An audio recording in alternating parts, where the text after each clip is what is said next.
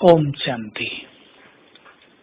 योग युक्त और युक्ति युक्त रहकर कर्म करने वाले ही विघ्नों से मुक्त हो जाते हैं। देखिए, विघ्न तो सभी के जीवन में आ रहे हैं, लेकिन किसी को वो विघ्न भारी पड़ते हैं और किसी को हल्के। किसी के विघ्न सहज ही चल जाते हैं और किसी के विघ्न मनुष्य को नष्ट करने के बाद समाप्त होते हैं। हम अपनी कंट्रोलिंग पावर को बढ़ाएं, संकल्पों पर कंट्रोल। जो मनुष्य अपने संकल्पों पर कंट्रोल करके अपनी मन बुद्धि को सेकंड में स्थिर कर दे, बाबा के स्वरूप में या आत्मा के स्वरूप में, वही सच्चा योगी है। और विघ्न ऐसी शक्तिशाली आत्मा के सामने ठहरेंगे नहीं, लेकिन उन्हें टीचर बनकर बहुत कुछ सिखाकर आगे बढ़ाने वाले बन जाएंगे। तो किसी को विघ्न पीछे हटाते हैं और किसी को आगे बढ़ाते हैं। विघ्न हमारे लिए लिफ्ट बन जाएं, इसके लिए हम अत्यधिक योग युक्त और युक्ति युक्त होने का पुरुषार्थ करें। जो मनुष्य योगी है, जो इस संसार में रहता ही नहीं, तो संसार की माया और संसार के तूफान उसका क्या करेंगे।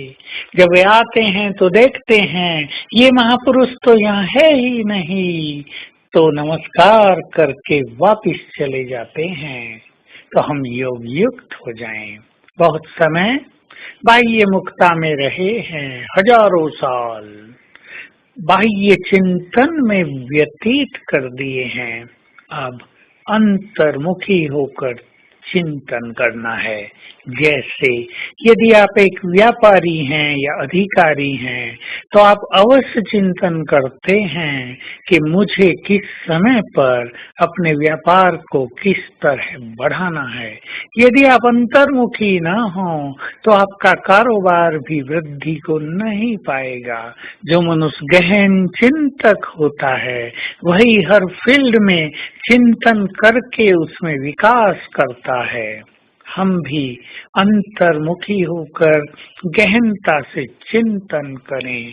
मुझे संगम युग पर क्या क्या कर लेना चाहिए और क्या क्या नहीं करना चाहिए, और जो मुझे नहीं करना चाहिए उससे पूरी तरह मुख मोड़ लें, और जो करना चाहिए उसकी प्लानिंग करें और उस पर संपूर्ण रूप से डेडिकेट कर दें।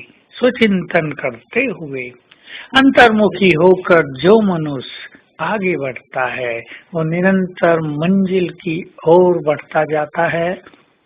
और जब मनुष्य तेज चलता है तो बहुत सारे साइड में दिखने वाले सीनरियां समाप्त हो जाते हैं, पीछे छूटते जाते हैं। उनसे हम अपने को कनेक्ट भी नहीं करते, हम उनके बारे में सोचते भी नहीं, बस देखते जाते हैं और आगे बढ़ते जाते हैं। इसी तरह हमें यदि विघ्नों से मुक्त रहना है तो हम अपने को किसी महान लक्ष्य को पाने की लगन में मग्न कर दें। बस उस और चलते रहें। जैसे मुझे तो फरिश्ता बनना है, मुझे तो संपूर्ण शांति को प्राप्त करना है, या मुझे तो जीवन में खुशियों का भंडार भर लेना है। ये भी लक्ष्य है और संपूर्ण बनना भी लक्ष्य है। निरंतर योग युक्त होने को अपना लक्ष्य बना लें कि मेरा पहला काम है बाबा को अपने पास रखना या स्वयं को बाबा के पास रखना। बाकी सारे कारोबार, सारे कार्य सेकेंडरी होंगे। ऐसा लक्ष्य रखकर यदि हम तीव्र गति से चलेंगे तो विघ्न स्वतः ही पीछे छूट जाएंगे और हम आगे बढ़ते जाएंगे। इसलिए विघ्नों में आप घबराएं नहीं, अपनी शक्तियों को पहचाने, अपनी कंट्रोलिंग पावर को और अच्छा करें और देखें जीवन कितना सुंदर बनता है। तो आज सारा दिन इस स्वमान का अभ्यास करेंगे। मैं विघ्नों से मुक्त हूँ, विघ्न विनाशक हूँ। मुझे तो दूसरों के विघ्न नष्ट करने हैं, मेरे विघ्न कहाँ ठहर सकते हैं।